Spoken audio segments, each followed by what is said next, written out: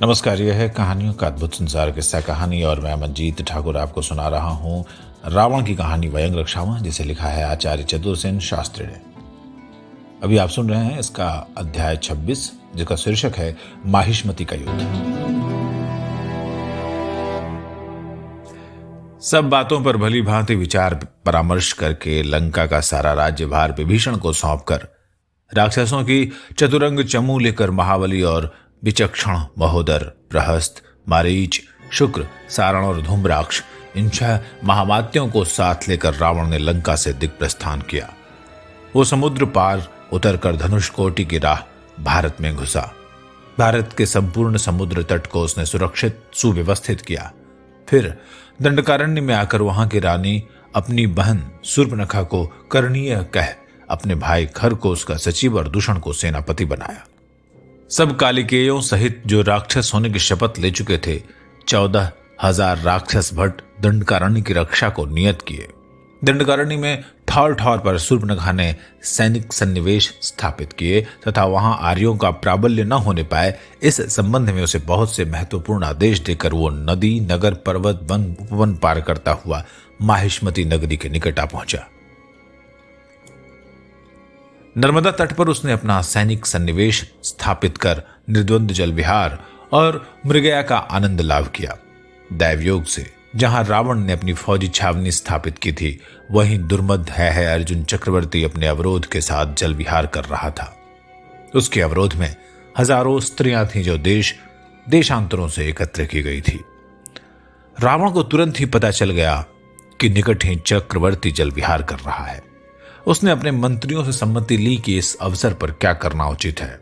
मंत्रियों ने कहा, यह चक्रवर्ती माहिष्मति नरेश अर्जुन महातेजस्वी है, इससे यहीं घेर कर बंदी कर लिया जाए तो उत्तम है, या इससे द्वंद्व युद्ध किया जाए या इसे मार ही डाला जाए, इस समय ये आरक्षित है।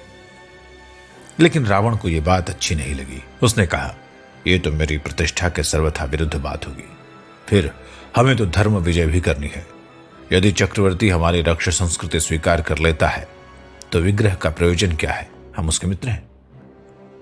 मंत्रियों से बहुत आलाप प्रलाप हुआ। अंत में रावण ने कहा, मैं ऋषि कुमार हूं, वेतर्षि हूं, रक्ष संस्कृति का संस्थापक महिदेव और दिग्पति पौलत से कुबेर का भाई हूं। यह अवसर अच्छा है।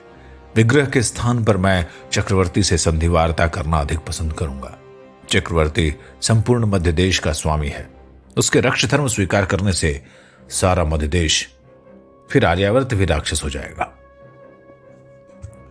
उसने ऋषि कुमार का आवेश धारण किया, कमर में रक्त कौशेय पर व्याघ्र शर्म बांधा, वक्ष पर स्वर्ण वर्म धारण किया और कंधे पर अपना परशुधर वो एकाकी ही वहां जा पहुंचा जहां चक्रवर्ती अपने अवरोध के साथ जल विहार कर रहा था। नर्मदा तीर पर पहुंचकर उसने चक्रवर्ती को सूचित किया कि मैं पौलत से रावण, धनपति दिग्पति कुबेर का अनुज, रक्ष संस्कृति का संस्थापक हूं और चक्रवर्ती से मैत्री लाभ किया चाहता हूं। चक्रवर्ती इस समय स्नान के बाद यजन कर रहा था। उसने उसी समय रावण को सम्मुख बुलाकर उसका अभिनंदन करते हुए कहा, स्वस्ति पौलत्स, माहिष्मति में तेरा स्वागत है मित्र। मैं तुम्हारा क्या प्रिय करूं? मेरी रक्ष संस्कृति को स्वीकार कर लीजिए, रावण ने कहा। किस लिए? तो रावण ने जवाब दिया, जिससे आर्य नारी का भेद नष्ट हो, निर्वंश एक सांस्कृतिक सूत्र में बंध जाए, वेद ही हमारा सांस्कृतिक मध्य बिंदु हो। चक्रवर्ती ने कहा, सो तो अच्छा है, पर आर्यावर्त से मेरा ही विग्रह है। आर्य तो हमें ही बहिष्कृत समझते हैं। रावण ने कहा, लेकिन मैं तो पृथ्वी पर धर्म जय करने को निकला हूं। यह तो कुछ युद्ध घोषणा सी है। चक्रवर्ती को उसकी बात अच्छी नहीं लगी। जो मेरी रक्ष संस्कृति स्वीकार नहीं करता उस पर मेरा यह परशु है। चक्रवर्ती ने हंसकर कहा, तेरी बातों से तो तेरे परशु पर ही मेरा लोभ अधिक है। मैं तेरी तरह ऋषि कुमार नहीं हूं, क्षत्रिय हूं।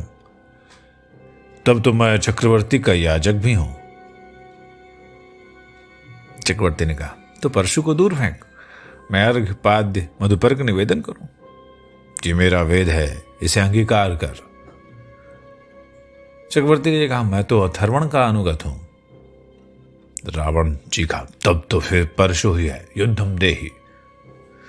मैं तेरे आह्वान पर प्रसन्न हूं, परंतु अभी तू मेरा अतिथि होकर माहिष्मति में विश्राम कर, फिर मैं तेरी अभिलाषा पूर्ति करूंगा। रावण अपने शिविर में लौट आया। दोनों ओर सैन्य की तैयारियां होने लगी। राक्षसों की सेना दुर्जय थी तथा रावण का तेज असह्य था, परंतु चक्रवर्ती कार्तवीर्य भी अप्रतिहत था। उसकी सेना में तुंडिकेरा, शर्यात है और अवंतिपति वीतिहव्य की चतुरंगणी चमू थी। चक्रवर्ती का सेनापति रुरु एक विलक्षण और साहसी सेनानी था। नर्मदा तट पर यह प्रागैतिहासिक युद्ध हुआ। इस युद्ध में व्यक्ति विशेष का महत्व था। चक्रवर्ती बाज की भांति राक्षसों पर टूट पड़ा।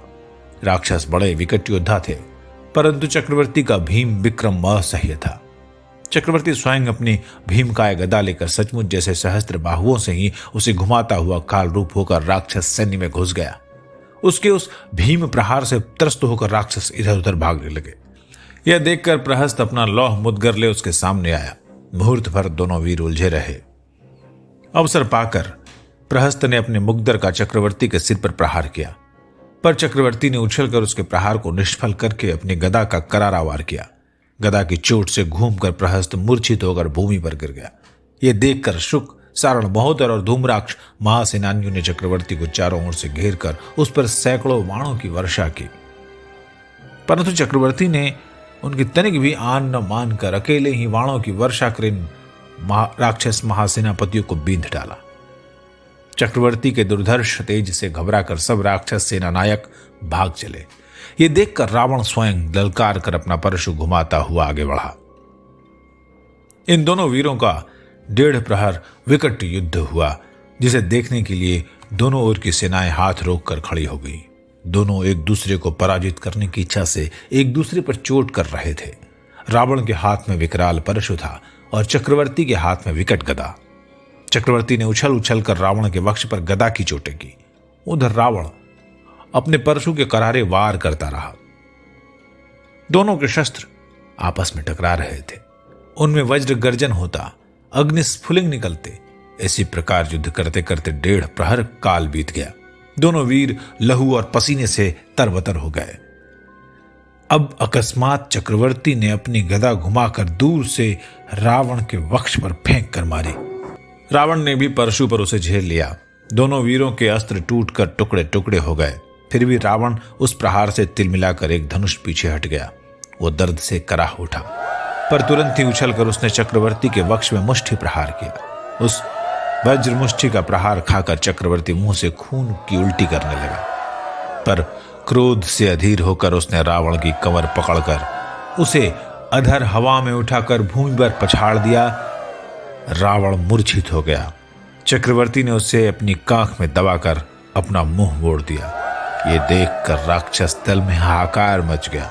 सब राक्षस गुलपति, नायक, सेनापति सुभट अपने अपने शस्त्र लेकर मारो मारो कहते हुए चक्रवर्ती के पीछे दौड़े। परंतु उसी समय रुरु, शर्यात और अवंतिराज की विकट चतुरंग चमू ने शक्तिशूल खड्ग धनुष लेकर चारों ओर से राक्षसों को घेर कर मार करना शुरू कर दिया। राक्षस भाग खड़े हुए और चक्रवर्ती ने रावण को रस्सी से बांधकर अपने रथ पर डाल लिया और विजय दुंदुभी बजाता हुआ माहिष्मति में घुसा, जहां पौर वधुओं ने उस पर लाजा वर्षा की तथा ऋषिजनों ने पुष्प बरसाए। चक्रवर्ती ने रावण को बांधकर कारागार में डाल दिया।